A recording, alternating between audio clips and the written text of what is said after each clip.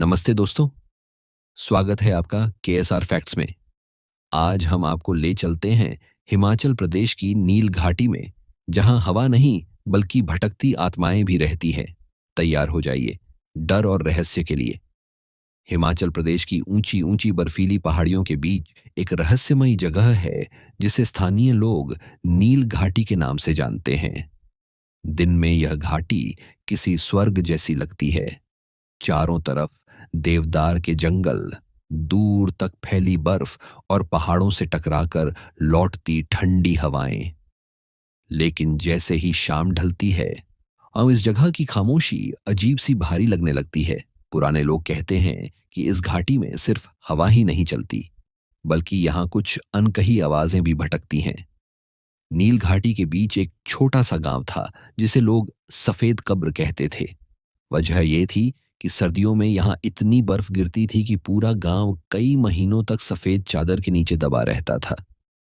गांव के बुजुर्ग अक्सर कहा करते थे कि इस बर्फ के नीचे सिर्फ रास्ते और खेत ही नहीं दबते, बल्कि कई ऐसी कहानियां भी दफन हो जाती हैं जिन्हें कभी इंसाफ नहीं मिला। इसी गांव में रहती थी कायनात। 22 साल की कायनात एक वाइल्ड लाइफ फोटोग्राफर थी। उसे पहाड़ों की खामोशी, यहां बर्फीले जंगल और दुर्लभ जानवरों की तस्वीरें लेना बेहद पसंद था। वह घंटों अकेले पहाड़ों में घूमती रहती थी और कैमरे में प्रकृति के अनोखे पल कैद करती थी। गांव के लोग कहते थे कि कायनात में एक अजीब सा साहस था। वह निडर थी और गलत बात के सामने कभी झुकती नहीं थी। लेकिन शायद यही बात गांव के एक बिगड़ैल और घमंडी लड़के रणवीर को बिल्कुल पसंद नहीं थी। रणवीर इस घाटी के सबसे बड़े रिसोर्ट के मालिक का बेटा था। पैसा, ताकत और रसूख, सब कुछ उसके पास था। उसके साथ हमेशा दो लड़के रहते थे, आर्यन और करण। गांव में लोग उनसे दूर ही रहते थे, क्योंकि जहां ये तीनों दिख जाए लारे, वहां अक्सर कोई ना कोई मुसीबत जरूर होती थी। एक दिन गांव में खबर फैली कि ब्लैक क्लिफ के पास किसी ने स्नो लेपर्ड देखा है। स्नो लेपर्ड यानी हिम तेंदुआ दुनिया के सबसे दुर्लभ जानवरों में से एक। कायनात कई महीनों से उसकी तस्वीर लेने की कोशिश कर रही थी। रणवीर को यह बात अच्छी तरह पता थी और उसने इसी लालच का फायदा उठाने की योजना बना ली। उसने कायनात को मैसेज भेजा कि उसी रात ब्लैक क्लिफ पर स्नो लेपर्ड दिखा है। ब्लैक क्लिफ नील घाटी की सबसे खतरनाक चोटी थी। वहां तक पहुंचने का रास्ता बेहद संकरा और फिसलन भरा था। दिन में भी वहां जाना जोखिम भरा माना जाता था, लेकिन उस रात मौसम और भी खराब था। तेज बर्फीली हवा चल रही थी और आसमान में बादल लगातार गरज रहे थे। फिर भी कायनात अपने सपने के पीछे इतनी जुनूनी थी कि उसने बिना ज्यादा सोचे अपना कैमरा उठाया और ब्लैक क्लिफ की तरफ निकल पड़ी। जैसे जैसे वह ऊपर चढ़ती जा रही थी, उसे महसूस हो रहा था कि आसपास का माहौल कुछ अजीब है। हवा में एक बेचैनी सी थी, लेकिन जब तक उसे असली सच्चाई समझ आती, तब तक बहुत देर हो चुकी थी। ब्लैक क्लिफ की चोटी पर पहुंचते ही उसने देखा कि सामने रणवीर, आर्यन और करण खड़े हैं। उस पल उसे समझ आ गया कि वह किसी जानवर की तलाश में नहीं, बल्कि एक जाल में फंस चुकी है। तीनों ने कायनात के साथ बदसलूकी करने की कोशिश की, लेकिन कायनात ने पूरी ताकत से उनका विरोध किया और पुलिस में शिकायत करने की धमकी दी। रणवीर गुस्से से पागल हो गया। उसने पास पड़ी बर्फ काटने वाली कुल्हाड़ी उठाई और कायनात के पैरों की नसें काट दी। कायनात दर्द से चीख उठी। उसकी चीखें पहाड़ों से टकराकर गूंजती रहीं, लेकिन उस तूफानी रात में वहां उसे बचाने वाला कोई नहीं था। कुछ ही देर बाद उन्होंने उसे घसीटकर ब्लैक क्लिफ की गहरी खाई में धकेल दिया। उसी समय बर्फबारी तेज हो गई और देखते ही देखते सब कुछ सफेद चादर के नीचे दब गया। अगले दिन जब कायनात घर नहीं लौटी, तो गांव में खोज शुरू हुई। पुलिस भी आई, लेकिन रणवीर के पिता के रसूख के सामने सच्चाई ज्यादा देर टिक नहीं पाई। रिपोर्ट में लिख दिया गया, ट्रैकिंग के दौरान हादसा। केस बंद हो गया और धीरे धीरे लोग भी उस घटना को भूलने लगे। लेकिन शायद पहाड़ों ने वह रात नहीं भुलाई थी। करीब 3 महीने बाद जब बर्फ पिघलने लगी, तब घाटी में अजीब घटनाएं शुरू हो गईं। पहले लोगों को रात के समय एक अजीब सी आवाज सुनाई देने लगी, जैसे कोई दूर कहीं सीटी बजा रहा हो। धीरे धीरे लोगों को एहसास हुआ कि वह हवा की आवाज नहीं थी, वह किसी के रोने की आवाज थी। एक रात गांव की बुजुर्ग महिला, जिसे सब मांझी कहते थे, अचानक नींद में उठकर घर से बाहर निकल गई। बाहर कड़ाके की ठंड थी, लेकिन वह नंगे पैर बर्फ पर चल रही थी। जब गांव वालों ने उसे रोका तो उसकी आंखें पूरी तरह सफेद हो चुकी थीं।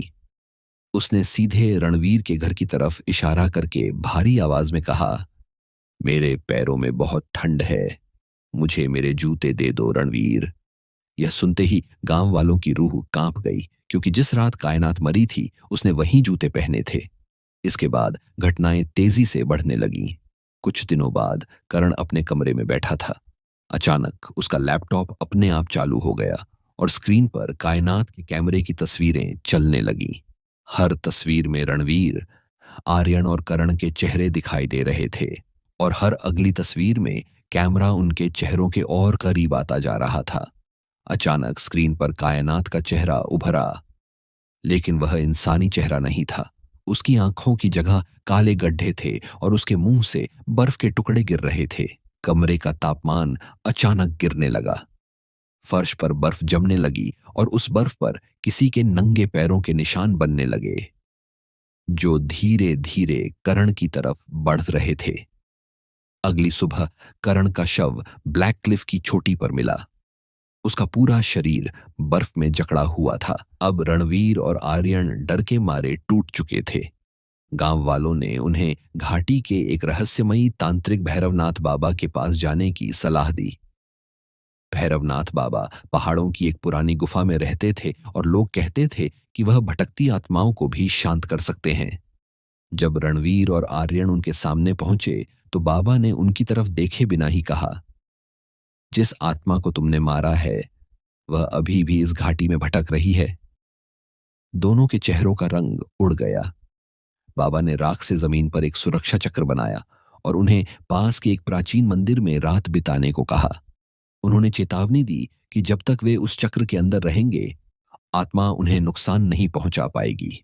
लेकिन उसी रात घाटी में अचानक जोरदार गड़गड़ाहट हुई। पहाड़ से भयानक भूस्खलन हुआ और मंदिर की दीवार का एक हिस्सा गिर गया। सुरक्षा चक्र मिट गया। उसी पल अंधेरे में एक तेज रोशनी चमकी। वह कैमरे का फ्लैश था। फ्लैश की रोशनी में कायनात खड़ी थी, सफेद बर्फ से ढका चेहरा, ठंडी आंखें और हाथ में वही कैमरा।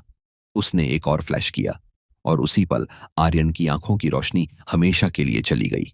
वह अंधा होकर भागने लगा और सीधे खाई में गिर गया। अब सिर्फ रणवीर बचा था। वह पागलों की तरह भागता हुआ अपने रिसॉर्ट तक पहुंचा और कई दिनों तक कमरे में खुद को बंद रखे रहा। लेकिन डर हर रात उसके और करीब आता जा रहा था। एक रात उसे लगा कि बाहर कोई चल रहा है। उसने खिड़की से झांक कर देखा। बर्फ पर नंगे पैरों के निशान बन रहे थे, जो धीरे धीरे उसके दरवाजे तक आ रहे थे। अचानक दरवाजा अपने आप खुल गया। सामने कायनात खड़ी थी। उसने कैमरा उठाया और फ्लैश किया। उस रोशनी में रणवीर की आंखों के सामने वही रात घूम गई। ब्लैक क्लिफ, बर्फीला तूफान और कायनात की चीख। कुछ ही सेकंड बाद रणवीर जैसे किसी अदृश्य ताकत से खिंचता हुआ बाहर चला गया। गांव वालों ने अगली सुबह देखा कि बर्फ पर उसके पैरों के निशान सीधे ब्लैक क्लिफ की तरफ जा रहे थे, लेकिन वापस आने के कोई निशान नहीं थे। कुछ घंटों बाद उसकी लाश उसी खाई में मिली जहां से उसने कायनात को धक्का दिया था। उसके हाथ में कायनात का कैमरा था और कैमरे की आखिरी तस्वीर में सिर्फ एक चीज कैद थी, रणवीर का डर से जमे हुए चेहरे के पीछे खड़ी कायनात की ठंडी मुस्कान। आज भी नील घाटी में जब बर्फ गिरती है तो लोग कहते हैं कि हवा में एक आवाज गूंजती है, फ्लैश, क्लिक। अब हिसाब पूरा हुआ। अगर आपको यह कहानी पसंद आई हो तो लाइक करें, वो शेयर करें और चैनल को सब्सक्राइब करना न भूलें, ताकि आप ऐसी और डरावनी कहानियों का आनंद ले सकें।